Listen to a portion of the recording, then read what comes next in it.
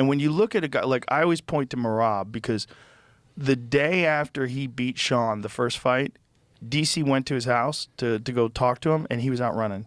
The day after. Like, that's a guy who does not stop. And that extreme physicality and that extreme endurance, because he is just constantly working, that means something. That counts.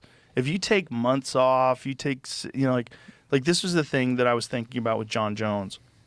John Jones said he needed 6 months to prepare for Aspinall if he's going to fight Aspinall. So they were trying to make a deal, and then he decided to retire.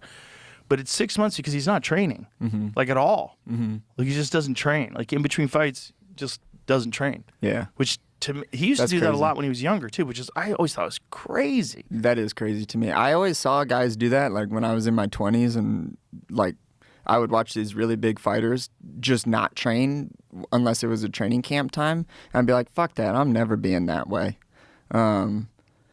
I don't know, man. That's like a really weird one to me, but I don't want to bash it too bad because I do know a lot of guys that do that. But well, look at John, greatest of all time. Yeah. It's like, how did he do that? I really don't know. He's that talented. I don't know how that works. Like, I want it to make sense in my head that, like, the harder you work, the more shit you'll get from it, you know, which is, like, true to an extent. But then you have, like, these weird outlier guys that maybe have something more figured out than me that I don't have figured out or whatever. But I mean, that to me is like completely unacceptable in my head. Like I think that I really hate when people say that they want to be something and then they don't do any of the actions to like actually do that thing that they're saying that they want to be. Right. So I don't get to walk around being like, yeah, I'm going to be a world champion. I want to be a world champ real bad, and then not do any of the fucking actions, you know? Right. Like then I'm just a stupid person, you know?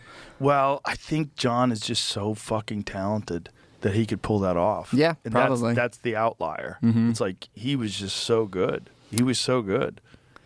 He could do it. He could party and still fuck guys up. Like what he said to Cormier at the press conference for the second fight. Yeah. I beat you when I was on coke. Okay, I know. I saw that video the other day. This is the thing. When guys are that talented, there's so much, like they're playing with their food essentially until, you know, like I always point to with John the first Gustafsson fight, which by all accounts he didn't train.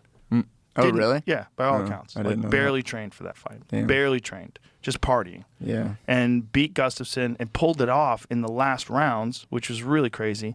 But then comes back in the second fight and is like, okay, motherfucker, now we're trained. And just destroys him. Just runs right through him.